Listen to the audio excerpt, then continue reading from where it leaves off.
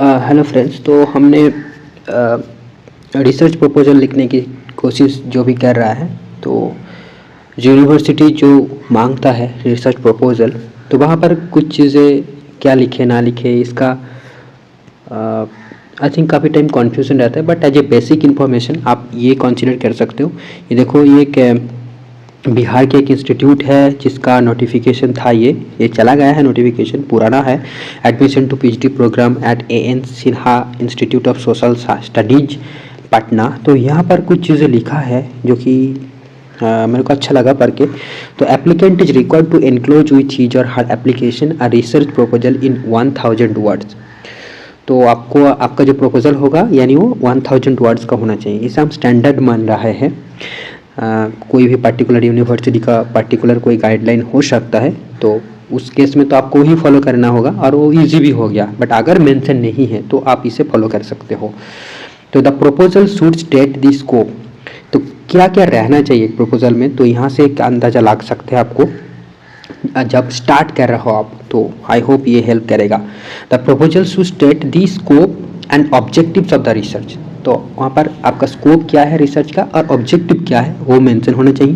And sources of information and the methods for collection and data analysis should be described clearly. ठीक है, तो आपका जो sources है इंफॉर्मेशन के वो कहाँ से लेंगे और आपका डेटा कलेक्शन एंड एनालिसिस का मेथड क्या होगा वो भी आपको वहाँ पर लिखना है, क्लियरली बताना है। ठीक है, विद इन 1000 वर्ड्स।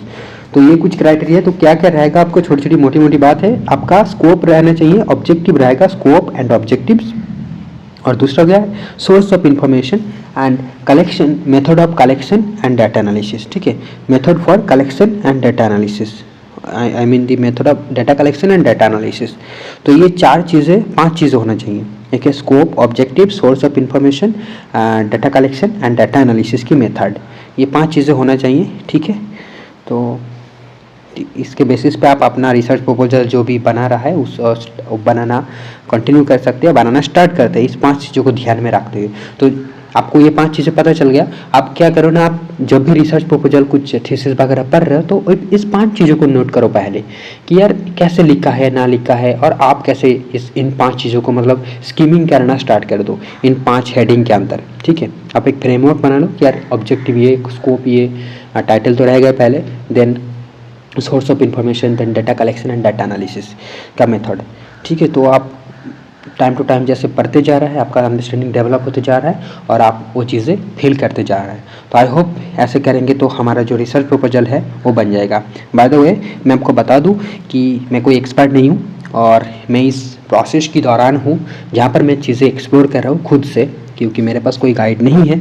और जो भी चीज़ें मेरे को मिल रहा है यानी जो भी थॉट मेरे दिमाग में आ रहा है वो आपके साथ शेयर कर रहा हूँ। अगर आपको लगे कि यार मैंने कुछ गलत बता दिया या आपके पास कुछ बेटर वर्जन है तो डेफिनेटली कमेंट करके मेरे को बता दीजिएगा। इसके लिए मैं आपका थैंकफुल रहूँगा और डेफिनेटली आपका सजेशंस जो भी रहेगा उस पर मैं गौर करूँगा। Thank you friends.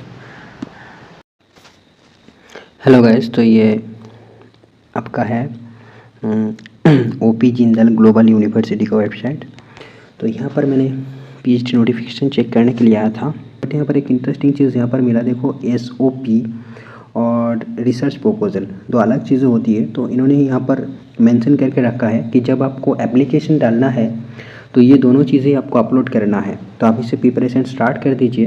बट यहाँ पर क्या बोला गया है वो एक बार देख लेते हैं कि अ स्टेटमेंट ऑफ पर्पस यानी SOP explaining the reason for planning to pursue PhD degree from Jindal Global University and a short note on the professional background and experience of the applicant around 1000 to 1500 words।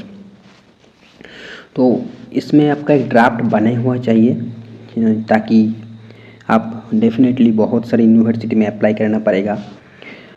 I wish कि आपको ना करना पड़े, वो एक है apply करके वहीं पे आपका लग जाए जो आप अप्लाई करना पड़े। तो सिर्फ वहाँ पर ऐसे करके प्रिपेयर करो कि सिर्फ यूनिवर्सिटी का नाम चेंज कर दो थोड़ी बहुत, और थोड़ी बहुत इधर उधर चेंज करके वो एडिट करके आप भेज सकते हो। क्योंकि जब पास आ जाती है डेट, तब ये सारी चीज़ें प्रिपेयर नहीं होते और हम सोचते कि यार मेरे पास तो कुछ भी नहीं है, बाद में जो नोटिफिकेशन आएगा उसमें अप्लाई करेंगे। तो ये सारी चीज़ें होती है, यानी या फिर जल्दबाजी में करते करते हमारा जो क्वालिटी है वो नहीं हो पाता और अल्टीमेटली हम सिलेक्शन नहीं ले पाएंगे। तो अभी से हमको प्रिपरेशन जो है स्टार्ट करना चाहिए। मैं भी उस प्रोसेस में हूँ, तो मैं कोशिश कर रहा हूँ, ठीक है, और मेरा जो भी थॉट्स है वो आपके साथ शेयर कर रहा हूँ। तो ये देखो SOP भी इनको देना पड़ेगा, अगर इनमें नोटिफिकेशन हमारा निकाले तो पता नहीं है एक्चुअल में कि जियोग्राफी का कुछ होगा कि नहीं है, पर देखेंगे 1 अगस्त के बाद। और यहाँ पर एक चीज़ मेंशन है कि यार जो रिसर्च प्रपोजल है वो भी आपका 1500 to 2500 वर्ड्स में होना चाहिए। यहाँ पर क्या क्या मेंशन रहेगा देखिए, a concise and coherent copy of the research proposal from the proposed area of research, यानी आप जिन एरिया में रिसर्च करना चाहते हैं उस एरिया के बारे में यहाँ पर आपका नॉलेज दिखाना होगा। It should include central issues or questions that the researcher intends to address, आपका रिसर्च क्वेश्चंस क्या है जो आप सॉल्व करना चाहते हो। It should outline the general area of study within which the proposed research falls, तो आपका जनरल एरिया ऑफ स्टडी की आउटलाइन यहाँ पर देना पड़ेगा, मतलब क्या बोल रहा है, it should outline the general area of study within which the proposed research falls, referring to the current state of knowledge and any recent debates on the topic generally known as a review of the literature। अच्छा, तो वहाँ पर आप का क्या लिखना है ना, आपका प्रपोज्ड एरिया ऑफ रिसर्च के बारे में लिखना है और उसके साथ साथ आपका रिसर्च क्वेश्चंस के ऊपर लिखना है। अब आप क्या सॉल्व करना चाहते हो, ठीक है, कौन सी इशूज़ या कौन सी क्वेश्चंस आप की आंसर ढूंढना चाहते हो, रिसर्च करना चाहते हो, वो लिखना होगा। और क्या लिखना होगा ना कि लिटरेचर रिव्यू आपका वहाँ पर रहेगा, ठीक है, लिटरेचर स्टडी जो हम कहते हैं वो वहाँ पर लिखना होगा। तो ये तीनों चीज़ें लिखना होगा। पहले वीडियो में आपने एक वीडियो में दिखाया था कि वहाँ पर डाटा एनालिसिस E10 ये सारी चीज़ें था, ठीक है, और भी था कुछ 4-5 चीज़ें था, थोड़ी डिफरेंट यहाँ पर क्राइटेरिया दिया हुआ है, देखो। तो ये सारी चीज़ों को हमको गौर करना चाहिए, सोचते रहना चाहिए, ताकि हमारा जो रिसर्च प्रपोजल निकल के आएगा वो अच्छी हो और हम सही एक डायरेक्शन में गए तो मिलेगा। पर वो डायरेक्शन इजीली तो नहीं मिल पाएगा, ठीक है, क्योंकि यूट्यूब में जो है बेसिकली थियोरेटिकल नॉलेज के बारे में ही बात की जा रही है। तो मैं भी आपको सजेस्ट करूँगा कि आप यूनिवर्सिटी की वेबसाइट में जाकर उनका पूरा नोटिफिकेशन चेक कीजिए, हो सकता है वहाँ पर कुछ गाइडलाइंस दिए हुए हो, पर वहीं से आपको रिसर्च प्रपोजल बनाना सही रहेगा, ठीक है, क्योंकि वो रिलायबल भी है, स्टैंडर्ड भी है, और जो चीज़ का मीनिंग आपको समझ में ना आए बस उस पर्टिकुलर चीज़ को लेकर आप रिसर्च कीजिए। इसके लिए आप ChatGPT का यूज़ कर सकते हो, वो आपको ईजिली एक अंडरस्टैंडिंग डेवलप करके देगा कॉन्साइज वे में, ठीक है। तो इतना ही था शेयर करने के लिए इस वीडियो में, फिर मिलेंगे नेक्स्ट वीडियो में। Thank you.